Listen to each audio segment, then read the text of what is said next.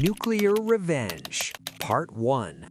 I blew up a romance scammer's life. This one is fresh and still unfolding, but it's already hit an explosive level. Some details intentionally vague.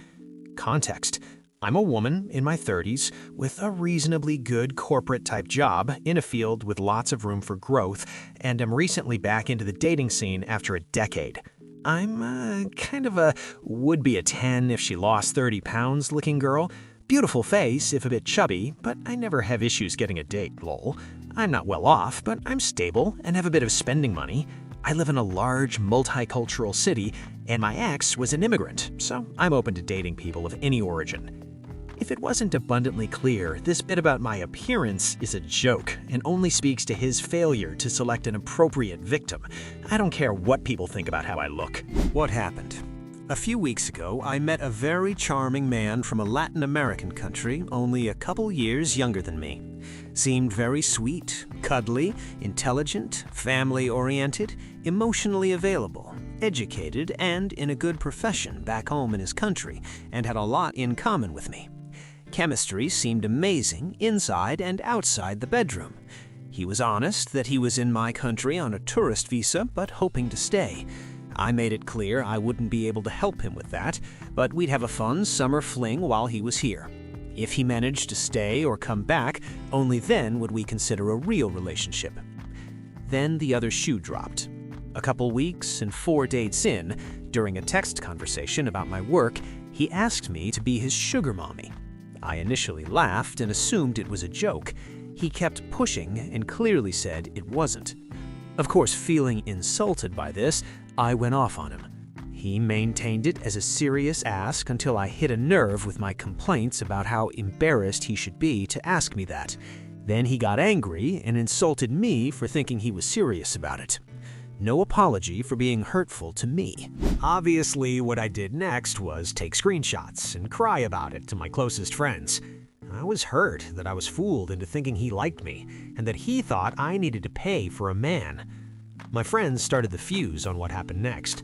One of my friends started snooping more on his online presence, and together we found about 6 different Instagram accounts that were him using different variations of his name and different photos of himself, all uploaded in batches. On Facebook, a similar pattern, all very scammy and suspicious looking. He'd been foolish enough on one of his profiles, though, to follow and tag the employer that he was working for illegally on his tourist visa in my country. So I contacted another close friend in a local law enforcement agency that works with immigration. She looked up his file. He had a wife and daughter at home. I released the hounds after that. The friend who helped me investigate online made several group chats on multiple platforms with all of his family, immediate and extended, and friends. She released all the screenshots as well as a rant about how shameful it was. As they started blocking her, she added more people. I found his sister's phone number. She sent her messages on there too. Everyone he knows, including his wife, know he's unfaithful and trying to take advantage of women. 30 minutes after the online bombardment started, I got a rude message from him about how I should be smart enough to know he was joking and he doesn't need to sell himself. I didn't reply. Next step? Online immigration reporting form with all the info we found. Work info, employer name and address, his home address, full name, DOB, photos, screenshots admitting to working.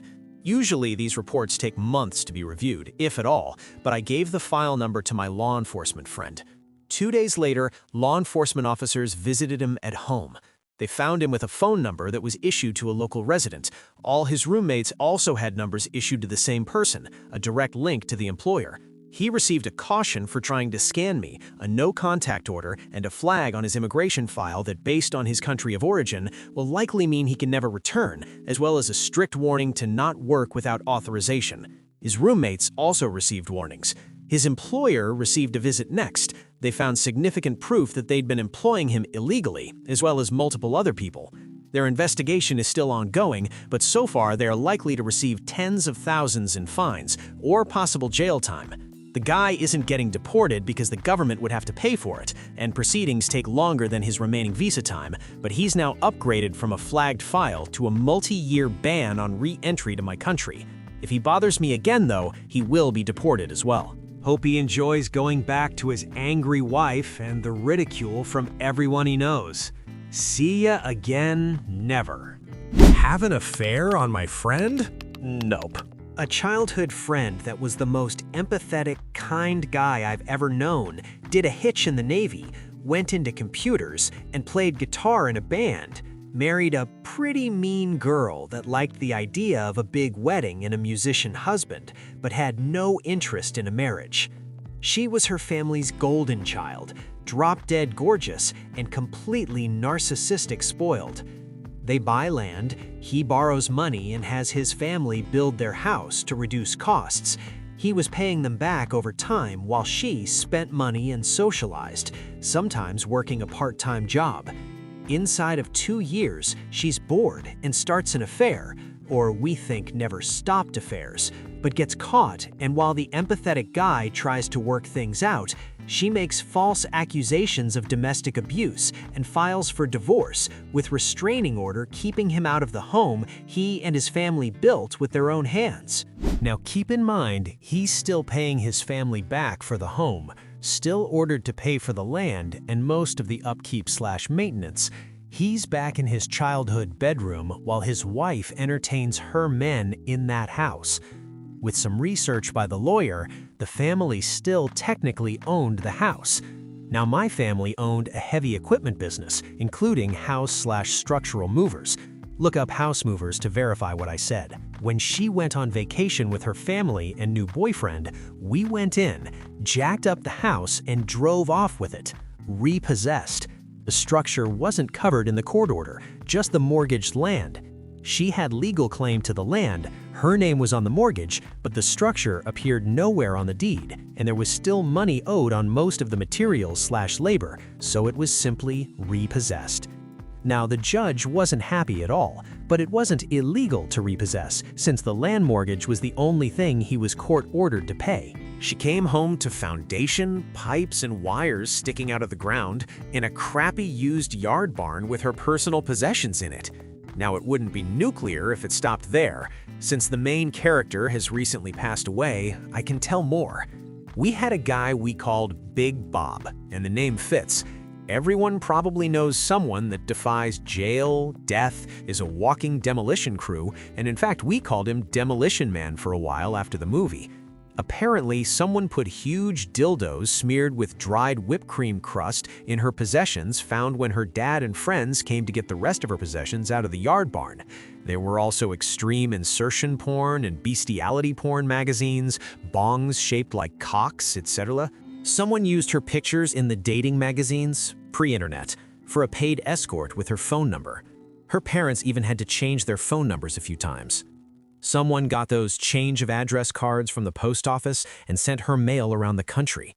Someone knew exactly when the legal separation happened, and she was supposed to get her own car insurance, but she didn't get that letter.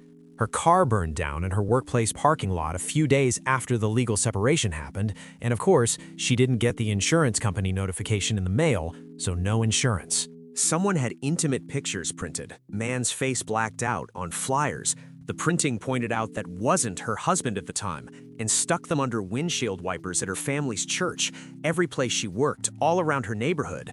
Cops got involved in that, but they couldn't find where the flyers were printed. Big Bob was an over-the-road truck driver.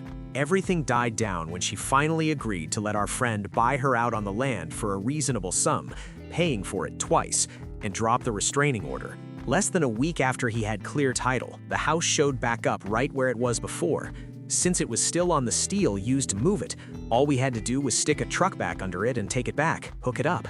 This was until she decided to marry a guy from a hard-working family that were doing well. She love-bombed the poor, hard-working sap he never knew would hit him. She had a bachelorette party with her pretty mean girlfriends at a local recreation lake and rubbed it in her bachelorette party was going to cost more, be better than her wedding to my friend. I think that's what cued the nuclear revenge. The flyers showed up all over at his bachelor party, at his parents' house with his family, and her bachelorette party got busted for drugs where they found several people in various stages of undress, including the bride-to-be, and quite a bit of drugs, bunches of alcohol, etc. When that wedding blew up, the wedding dress from the first marriage to our friend showed up on a scarecrow with a pentagram on the front, what looked like blood, paint, on it in her front yard. No one even missed the wedding dress from the first wedding until then. Every workplace, every time she dated someone seriously, etc., the flyers showed back up. She finally gained about 50 to 70 pounds and quit trying to date seriously. She looked like her 70-pound overweight mother, but 30 years earlier. She married a fat truck driver eventually. R.I.P. Big Bob. You were one hell of a friend, and we are all going to miss you. We will sing the song of your people and raise a glass to you every time we meet.